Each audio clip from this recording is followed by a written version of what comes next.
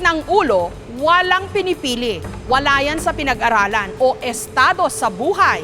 Kahit sino, pwedeng sumabog at makipagbasag ulo.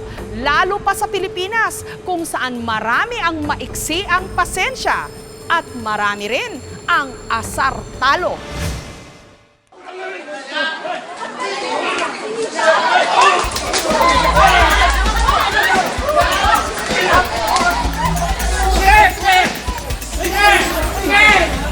Ang rambulan ni Ramon Tulfo at ang mag-asawang sina Raymart Santiago at Claudine Barreto. Ang mga gulong katulad nito, madalas nag-uugat sa init ng ulo.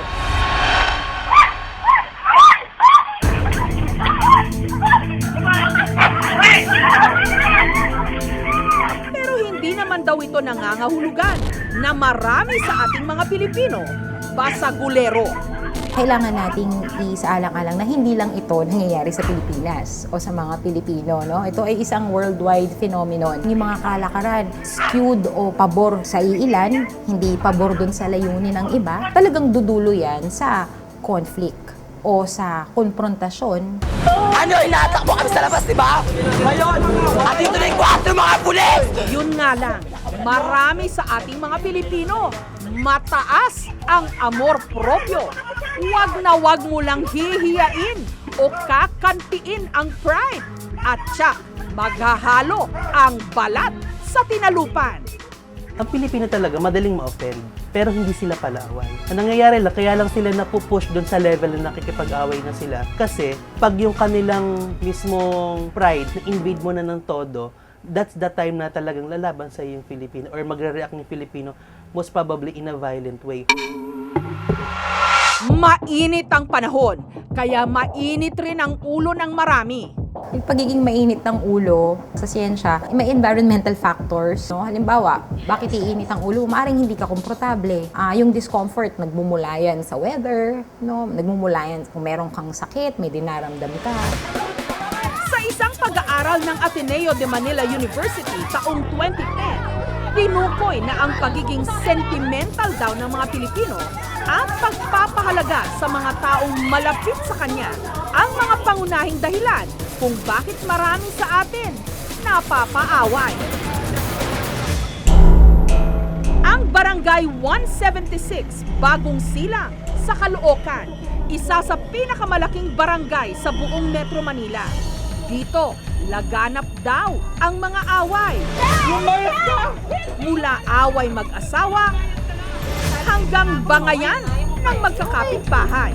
Sabi nila ay malakas dito yung pagkakahati-hati. Pero ako'y naniniwala naman na unti-unti nang nababago yung kaisipan na yon. Ang 19 anyos na si Raymond, aminadong lagi siyang sangkot sa mga basag ulo sa kanilang lugar. Makanti lang daw ang isa sa kanyang mga kabarkada. Tsak, re-resback siya. Yung tropa ko yun, na pillbox dito, yun, ugat na rin yun. Siyempre, kailangan namin bumawi. Hindi pwedeng walang ganito yun. Babawi kami sa kanila para mapagano namin to yung tropa namin. Menor de edad pa lang daw si Raymond nung nabuyo sa pakikipag-rumble. Hanggang sa tila, hinahanap-hanap na raw ito ng kanyang katawan. Sama ko tropa ko, masaya kami pag naipag-away kami. Pag wala nasusugatan sa amin, masaya kami. Pero pag kami nasugatan, hindi masaya sa amin yun. Talagang babawi at babawi kami. Gusto wag naman ay mapagtripan. Handa raw silang makipagsagupaan kahit hinay pa ang kabayaran. Nakulong na nga eh, kaya hindi na data ako matakot pa. Paano kayo namatay sa grupo niyo? Wala kami magagawa dun, namatay na yun. Hindi na natin pwedeng ibalik yun dito, patay na yun. Samantala, halos magdadalawang linggo nang nakaratay ang 49 anyos na si Luis dahil sa tinamo niyang mga sugat at pasa sa katawan. Wala raw siyang kamalay-malay na target pala siyang resbakan ng isang grupo ng mga kalalakihan. Diyan po ako sa bilyaran. May nagsisigaw-sigaw ng away. Hindi namin pinansin. Luis! Kami na pala yung pinariringgan niya na yun. Nagsabi siya na patayan na. Umiwas ako at doon niya ako pinagsasapak. Wala man lang daw nakaporma para saklolohan si Luis. dahil sa dalawang lalaking gumulpi sa kanya. Ang hinala ni Luis, ginantihan daw siya ng mga kasamahan ng lalaking sinita niya sa pagkawala ng kanilang alagang manok. Nawala po yung mga alaga naming manok dito. Ngayon po, sinita ko yun at ginanon ko lang naman po. Na hindi naman tinamaan yung kahit nga ang buhok niya, hindi tinamaan. Na kasi bumalang siya ng salita na hindi maganda yung sagot niya.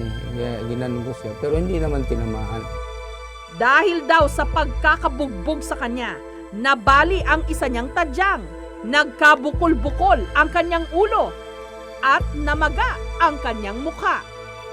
Masama loob ko. Kasi ngayon lang ako nabugbog sa buhay ko. Masakit yung katawan ko.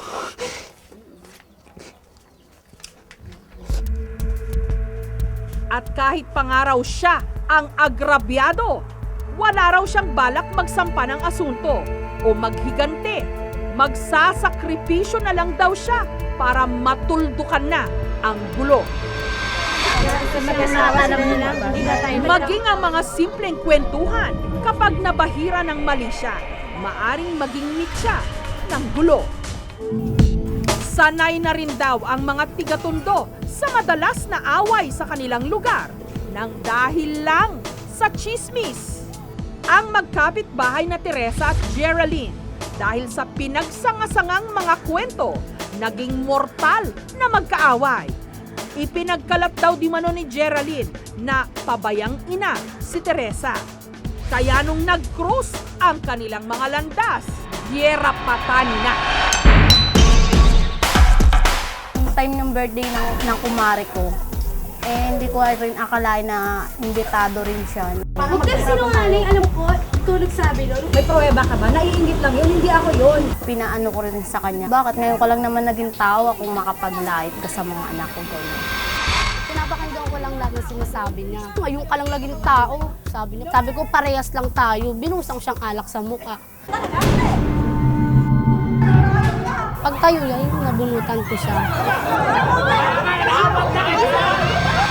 Ang mga naging bunga ng away ni na Teresa at Geraldine, bakas pa sa kanilang mga katawan. Ito yung mga peklat na to. Tapos yun dito lang yun. Yun lang, wala na. Pero ang away, walang pinipiling biktima.